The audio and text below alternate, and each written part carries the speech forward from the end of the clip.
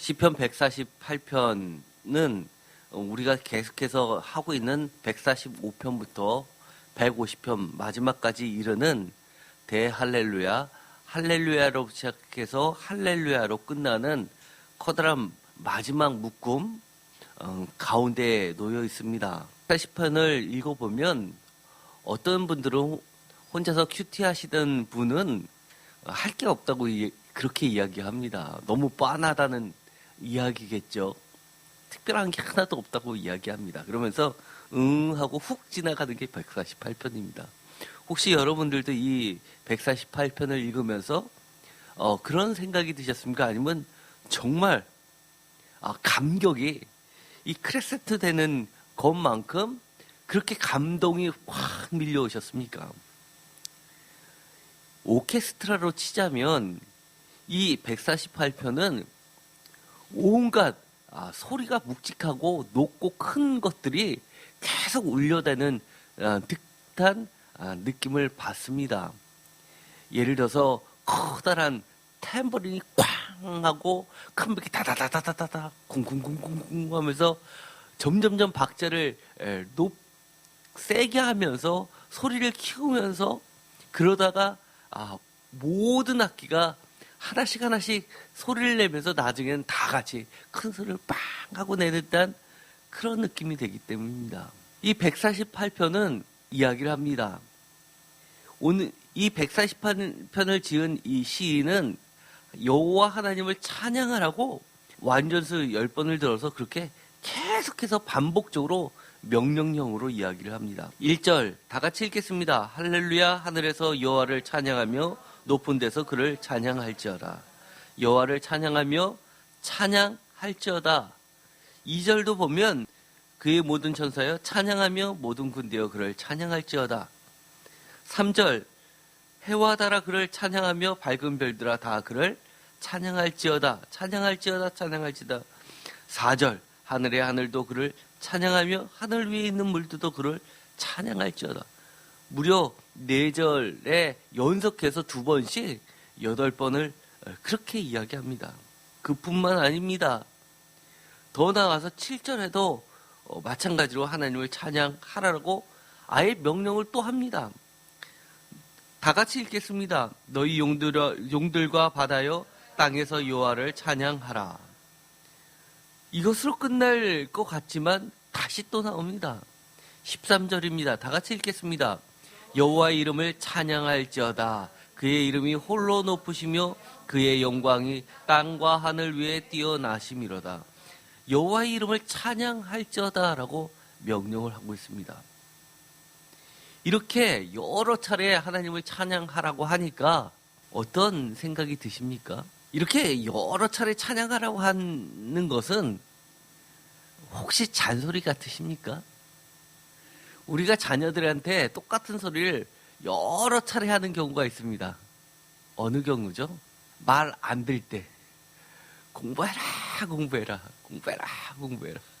이처럼 찬양을 그만큼 안 한다는 이야기도 될 수도 있습니다. 반대로 찬양을 잘하는데도 이렇게 여러 차례 이야기하는 경우는 두 번째 경우는 강조입니다. 그만큼 중요하다는 것을 나타내기 위해서 보통 구어체에서는 아주 잘 이런 말을 쓰지만 시적인 문구에서는 반복해서 그 단어를 또는 문장을 쓰면서 강조를 하는 겁니다. 여호와를 찬양하라. 두 번째는 그를 찬양지어다 라고 되어 있는데 다른 말로 바꿔보면 여호와를 찬양하라. 여호와를 극진히 찬양하라. 세 번째는 예를 들어서 뭐를 더 넣으면 좋을까요? 여호와를 극진히 최고로 아주 잘 찬양하라. 뭐 이런 식으로 계속해서 강조를 하고 있다 해도 과언이 아닐 겁니다.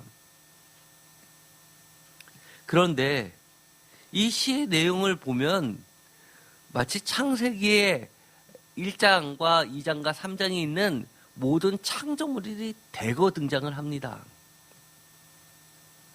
이런 것을 보면 그렇지, 내가 잘 알고 있는 이 내용들인데 왜 이렇게 만물아 주를 찬양하라 라고 하면 되는데 일일이 이렇게 여러 차례 반복을 했을까 그런 의심도 듭니다. 예를 들어서 하늘에서 높은 데서 2절 그의 모든 천사여 그의 모든 군대여 3절 해와 달이 그 다음에 밝은 별들아 4절 하늘의 하늘도 하늘 위의 물들도 여호와의 이름을 찬양하라고 이야기합니다.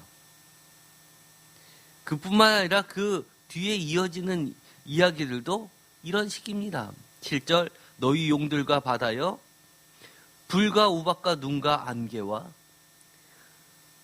광풍과 산들과 모든 작은 산과 과사 모든 백향목이며 짐승과 모든 가축과 기는 것과 나는 새며 세상의 왕들과 모든 백성들과 고관들과 땅의 모든 잼방관들이며 12절 총각과 처녀와 노인과 아이들아 라고 하면서 그렇게 모든 사람들아 주를 찬양하라 라고 하면 될 텐데 일일이 열거를 합니다.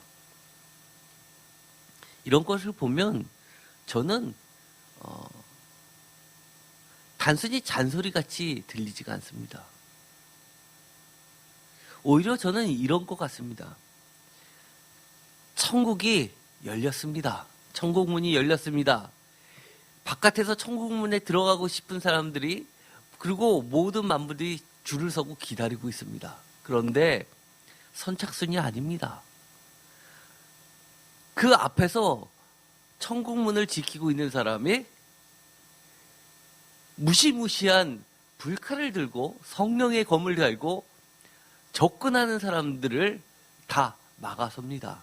아무도 거기를 넘을 수 없습니다. 그런데 하나님께서 좌정하시고 그 옆에 어린 양께서 서 계시는데 하늘로부터 내려오는 생명책이 주님 앞에 펼쳐지고 주님께서 그 이름을 부르는 사람들이 네 하면서 할렐루야 그러면서 들어갈 때의 모습 같습니다. 하늘에서 높은 데서 모든 천사여 해와 달아 그를 찬양하라 그러면 할렐루야라고 하면서 입장하는 임례송 같기도 합니다. 그렇다면 이렇게 수많은 이름들이 불려갈 때 그 중에서 빠진 것이 있다면 얼마나 안타깝고 슬프겠습니까? 여기 계신 성도님들의 이름이 마지막 시간에 불려지기를 바랍니다. 이름이 불려질 때 여러분들은 어떻게 하면서 나아가겠습니까? 어떻게 하면서 들어가겠습니까? 그것을 상상하면서 이 148편을 한번 읽어보십시오. 당연히 할렐루야라고 하면서 뛸 듯이 기뻐하면서 들어가지 않겠습니까? 혹시 이 중에 자기 이름 안 불려도 좋다고 생각하시는 분 계십니까? 그러면 이 시인이 이렇게 찬양을 하는데 우리는 이렇게 찬양하라라는 것을 한번 생각해 볼 필요가 있습니다. 누가 찬양을 해야 합니까? 어디에서 어떻게 무엇을 찬양해야 합니까? 아니면 왜 찬양을 해야 할까요? 이것을 좀 생각해 봤으면 좋겠습니다. 물론 왜 찬양을 해야 되는지 각 시편의 저자들은 성령님께 감동되어서 하나님을 찬양하면서 찬양의 이유들을 저마다 기록해 놓고 있습니다. 그런데 이 148편에 그야말로 클라이막스를 달리고 있는 이 마지막 시편의 할렐루야 송에서는 이 시인은 어떻게 찬양을 하고 있을까요? 누가 찬양해야 합니까? 여기서 시인은 아까 이야기한 것처럼 하늘에서 높은 데서 모든 천사가 모든 군대가 해와 달이 하늘의 하늘도 하늘 위에 있는 물들도 그리고 그 이하 쭉 내려가서 총각과 처녀와 노인과 아이들도 찬양해야 한다고 이야기합니다. 이 말을 바꾸면 무엇이 되는 겁니까? 누가 찬양해야 합니까? 한마디로 무엇입니까? 한번 여러분들이 저한테 한번 물어보십시오. 누가 찬양해야 합니까?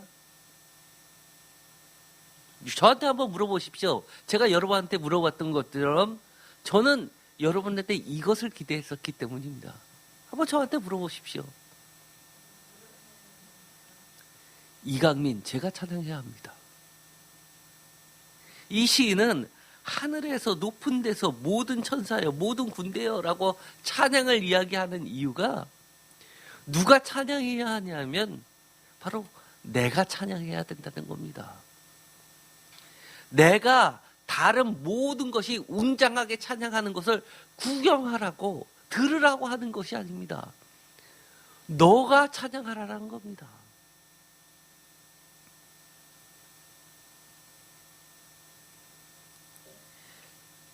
이 4절에 보면 하늘의 하늘도 라는 이 표현은 굉장히 오래된 표현입니다. 이것은 신약 시대까지 이어집니다. 그래서 우리가 잘 알고 있는 것처럼 사도 바울은 삼중천 이야기를 합니다. 내가 하늘 위에 그 하늘 위에까지도 천사의 이끌림을 받아서 올라가 본 적이 있다라고 이야기하는 게 혹시 기억나십니까? 옛날 고대에서는 이렇게 하늘에 이렇게 하늘이 여러 겹이 있다고 생각을 했었습니다.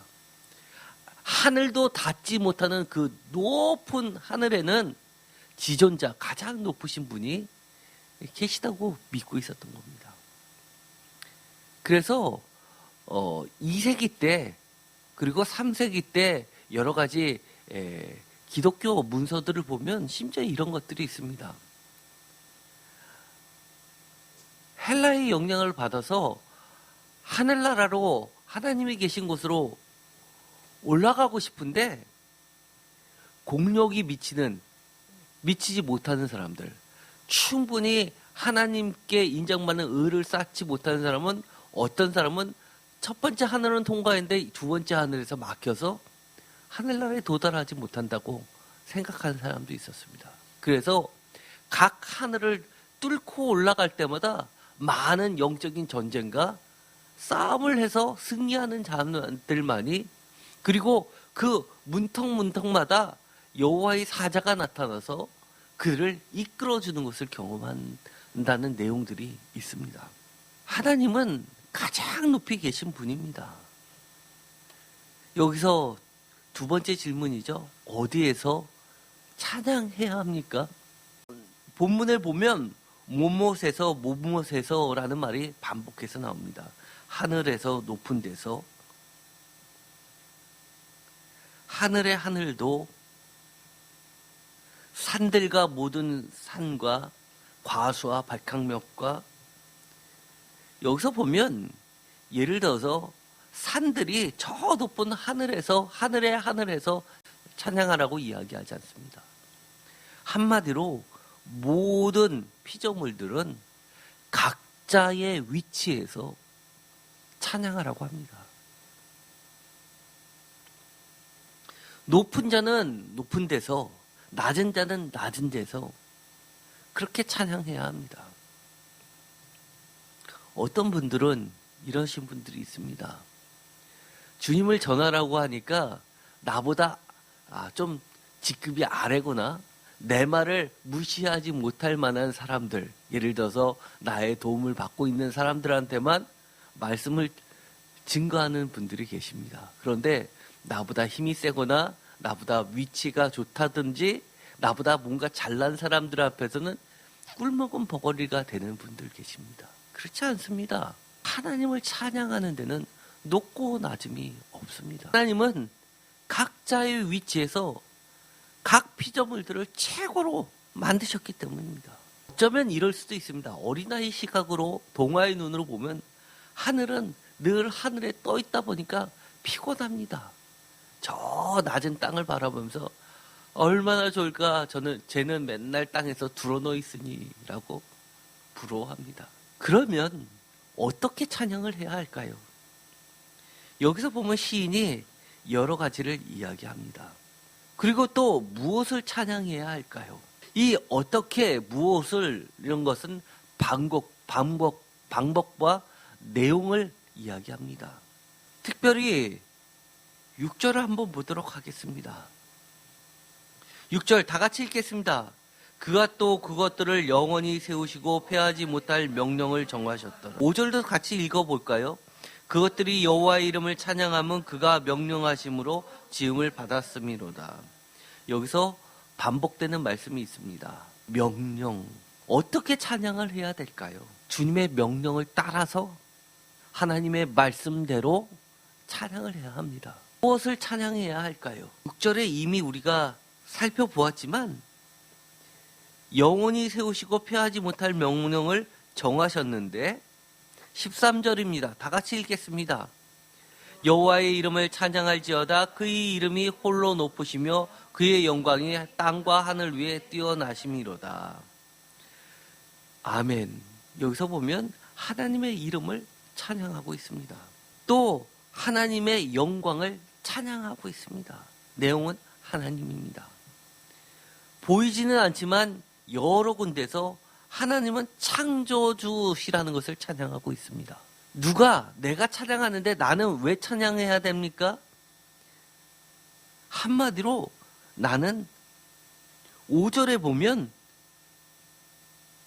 지음을 받았기 때문이라고 이야기합니다. 피조물이니까 창조되었기 때문에 찬양해야 합니다. 이것은 우리가 아주 잘 알고 있다고 이야기를 하지만 기독교인 중에서 이것을 모르는 자가 어디 있냐고 할지는 모르지만 이것을 망각하는 경우가 많이 있습니다.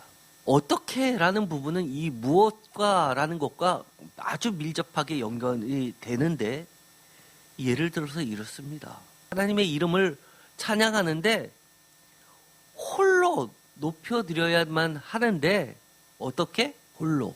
그런데 그 홀로가 아니라 은근슬쩍 자기도 끼워 넣는 경우들이 많이 있습니다. 각 피조물들은 각자의 자리에서 하나님의 명령에 따라서 말씀대로 찬양을 해야 되는데 마치 내가 하나님인 것처럼 찬양하는 경우가 있습니다.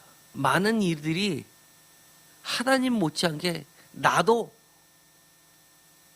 찬양을 받기를 원하면서 하나님 앞에 찬양을 합니다. 사실은 이것은 사실 정설은 아닙니다. 그러나 교회 전통 가운데 있죠. 루시퍼 어떤 천사였습니까? 제일 높고 하나님을 찬양하는 찬양대의 우두머리였습니다. 자기가 찬양하는 데 그치지 않고 내가 찬양받고 싶어 했습니다. 마치 가수가 하나님을 찬양한다고 무대에 섰는데 하나님을 찬양하는 내용의 찬송가를 불렀는데 결론적으로는 하나님을 찬양하는 데서 더 나아가서 내가 많은 박수와 갈채를 받는 것에 취해지는 경우와 비슷합니다. 그래서 사실 사역 중에서 가장 어려운 사역이 찬양 사역자라고들 흔히들 이야기합니다. 왜냐하면 찬양을 하는 과정 가운데서 주객이 전도되는 경우가 비일비재하기 때문입니다. 여기서 마지막으로 제가 148편을 묵상하면서 가장 은혜를 받은 구절이 있습니다. 어쩌면 이 148편은 다른 시편과 아주 독특한 표현이 들어가 있고 이것이 다른 데와 구별되는 시인의 독특한 영성이 남아 있습니다. 14절 다 같이 읽겠습니다. 그가 그의 백성의 뿔을 높이셨으니 그는 모든 성도 곧 그를 가까이 하는 백성 이스라엘 자손의 찬양받을 이시로다. 할렐루야. 아멘. 하나님을 뭐라고 이야기하냐면 찬양받을 이시라고 이야기합니다. 요한복음서와 마태마가 누가복음과 요한복음에서 예수님을 이야기할 때 너가 찬양받으실 이의 아들이냐 또는 네가 찬양받으실 이라는 것이냐라는 이야기를 합니다. 찬양받으실 이라는 것은 하나님을 이야기합니다. 홀로 유일하게 찬양받으실 이라는 겁니다. 찬양받으실 이라는 것은 하나님 외에는 없다라는 것을 분명히 하고 있습니다. 그런데 왜 찬양해야 하냐? 지금까지 이야기를 많이 했습니다. 창조주이시고 나는 피조물이고를 한 발짝 더 나아간 것이 있습니다. 그가 그의 백성의 뿔을 높이셨기 때문이라는 겁니다. 그것을 번역하면 이렇습니다.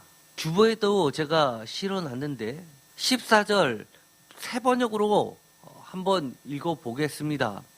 주님이 그의 백성을 강하게 하셨으니 찬양은 주님의 모든 성도들과 주님을 가까이 모시는 백성들과 이스라엘 백성이 마땅히 드려야 할 일이다. 할렐루야. 아멘. 뿔을 높이셨다를 강하게 하셨다라고 번역합니다. 공동 번역입니다. 다 같이 읽겠습니다. 당신 백성의 영광을 드높여 주셔서 당신을 가까이 모신 이 백성 이스라엘 후손들 당신을 믿는 모든 신도들에게 자랑이로다. 아멘. 백성의 뿔을 백성의 영광을 드높여 주셔서라고 이야기합니다. 현대인의 성경은 표준세 번역하고 비슷하게 번역했습니다. 그가 자기 백성을 강하게 하셨으므로. 저는 특별히 이 공동 번역의 번역을 좋아합니다. 의역이긴 하지만 하나님은 홀로 찬양 받으시고 홀로 영광 받으시고 우리 모든 피조물은 하나님께 영광을 돌리고 찬양을 드리고 13절에 있는 것처럼 하나님의 여호와의 이름을 찬양할지어다 그의 이름이 홀로 높으시며 그의 영광이 땅과 하늘 위에 뛰어나심이로다 라고 하면서 찬양의 내용은 하나님의 영광이라고 했는데도 불구하고 이 시인은 감히 이렇게 이야기합니다. 하나님이 자신의 영광을 자기를 가까이 하는 백성 이스라엘 자손 모든 성도 그의 백성에게 나누어 주셨기 때문이라고 합니다. 얼마나 위대한 고백입니까? 하나님은 쉽게 말해서 이렇다는 겁니다. 피조세계의 모든 무대 가운데서 우리를 하나님의 백성을 하나님을 가까이 모시는 사람들을 이스라엘 후손들을 약속의 후손들을 하나님을 믿는 모든 성도들 신도들을 하늘과 땅과 하늘의 하늘과 광풍과 과수와 백항목과 이런 모든 피조물과 동일한 피조물인데도 불구하고 이것을 배경으로 우리들을 백성들을 하나님을 가까이 하는 성도들을 주인공으로 만드시러 주셨기 때문이라는 겁니다. 이것처럼 위대한 고백이 어디 있습니까? 내가 능력이 있어서 내가 고관이기 때문이 아니라 내가 사람들 기준에는 낮은 곳에 있다 하더라도 나를 하나님의 영광으로 높여주셨기 때문에 우리는 그럴 자격이 없는데도 불구하고 하나님을 당연히 마땅히 찬양할 수밖에 없다고 이야기를 하는 겁니다. 그래서 찬양하라를 무려 10번이나 반복합니다. 명령합니다. 그런데도 불구하고 어떻게 됩니까? 하나님께서 하나님의 영광을 우리에게 나눠주시니까 내가 주인공이 되어버렸습니다. 하나님은 나를 도와주는 엑스트라로 만들어버렸습니다. 148편 13절에 하나님은 어떻다고 찬양을 드렸냐면 뛰어나다라고 그렇게 찬양을 드렸는데 오히려 내가 뛰어난 것을 자랑하는 존재로 바꿔버렸습니다. 마치 무대에서는 주연 배우 옆에는 수많은 옷을 가지고 오는 사람, 또 머리를 고쳐주는 사람, 화장을 해주는 사람, 여러 사람이 붙어서 도와주듯이 하나님은 그런 취급을 해버리고 말았다는 겁니다. 148편 13절 다시 한번 다 같이 읽어봤으면 좋겠습니다. 여호와의 이름을 찬양할지어다 그의 이름이 홀로 높으시며 그의 영광이 땅과 하늘 위에 뛰어나심이로다. 아멘. 세 번역으로도 읽어보겠습니다. 모두 주님의 이름을 찬양하여라. 그 이름만이 홀로 높고 높다. 그 위엄이 땅과 하늘에 가득하다. 찬양이 한마디로 어떻게 하다는 겁니까? 가득하다는 겁니다.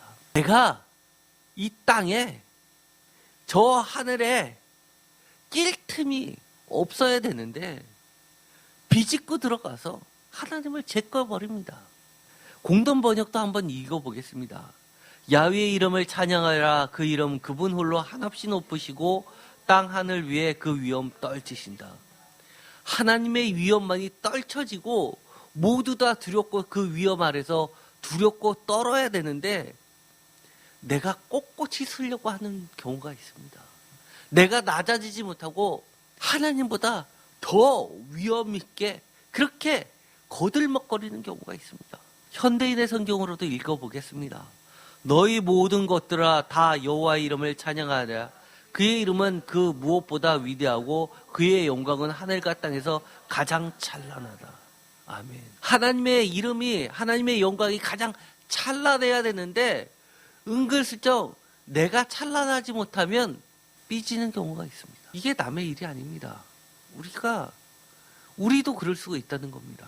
그런 면에서는 제가 이 140편을 다시 한번 읽어보면서 이 위대한 영성을 발견하게 됩니다. 우리는 망각합니다.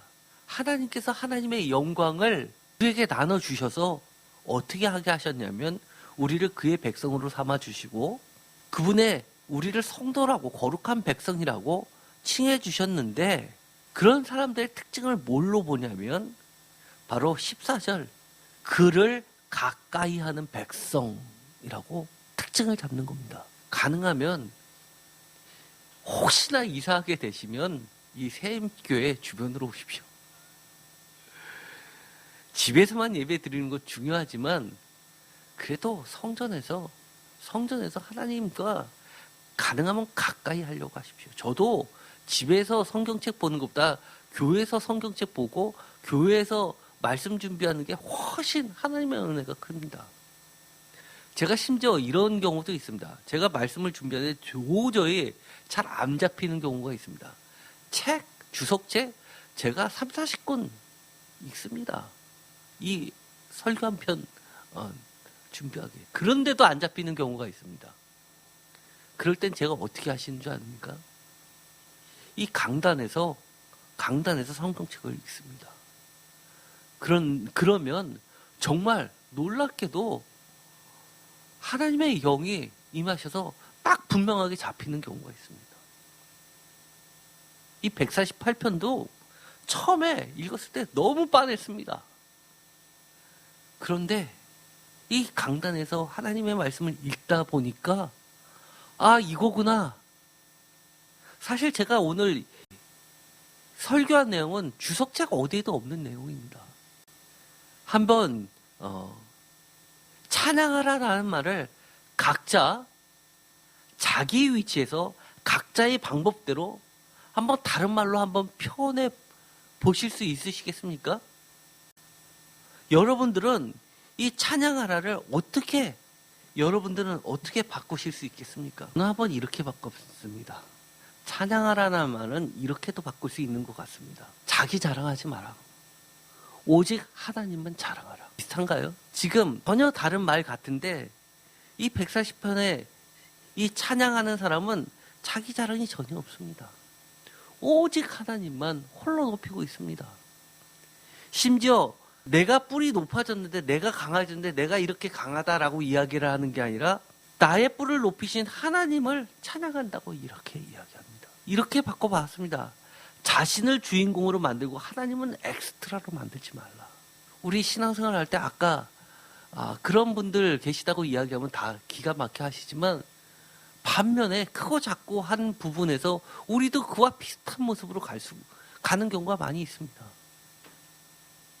세 번째, 자신의 뜻을 하나님 뜻보다 앞세우지 마라.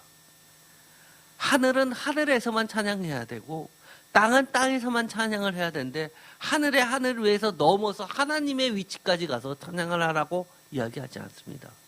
하나님의 명령을 따라서 6절에 보면 또 그것을 영원히 세우시고 패하지 못할 명령을 정하셨으니 이것은요 표준 세번역으로 읽으면 너희가 앉을 영원한 자리를 정하여 주시고 지켜야 할 법칙을 주셨다. 하나님의 뜻보다 앞세워서 무엇인가 하려는 것은 겉으로 보기엔 찬양인 것 같지만 찬양 아닙니다. 네 번째는 자신을 낮춰라. 알아서 높여주시는 하나님을 인정하고 하나님께 감사하라. 다섯 번째는 나의 쾌락, 즐거움을 쫓지 말고 하나님만을 즐거워 증거하라. 찬양하라는 이렇게 여러 가지로 바뀔 수 있습니다. 여섯 번째는 제가 일부러 쓰지 않았습니다. 여러분의 방법으로, 여러분의 표현으로 한번 꼭 바꿔보시기 바랍니다. 나의 자랑은 무엇입니까? 만약에 여러분께서 여러분의 자랑을 할 것이 있다면 무엇입니까? 오늘의 결론입니다. 내 인생의 자랑은, 내 인생의 유일한 자랑은 무엇입니까? 오직 하나님 자랑입니다. 오늘 말씀의 제목이었습니다. 다 같이 읽어보겠습니다. 내 인생의 유일한 자랑, 오직 하나님 자랑. 아멘. 정말 148편이 우리에게 가르쳐 주는 것은 내 인생의 유일한 자랑이 오직 하나님 자랑이라는 겁니다. 우리가 그렇게 되기를 간절히 소망하며 축원드립니다. 기도하고 마치겠습니다. 하나님 감사합니다. 우리를 강하게 하셨고 찬란하게 하셨고 또 주인공으로 만들어 주셨고 를 높여 주셨습니다. 그러나 그 모든 것은 하나님이 해주셨습니다. 우리 인생의 유일한 자랑은 하나님 자랑 되게 하여 주옵소서. 하나님 자랑하는 사람만이 하나님을 가까이 하는 자라고 이야기합니다. 하나님, 우리가 하나님이 정해주신 말씀대로 각자의 위치에서 다른 사람이 찬양하는 거 구경하지 않게 하시고 내가 직접 하나님을 홀로 높여드릴 수 있게 하여 주옵소서. 예수님의 이름으로 기도드렸습니다. 아멘.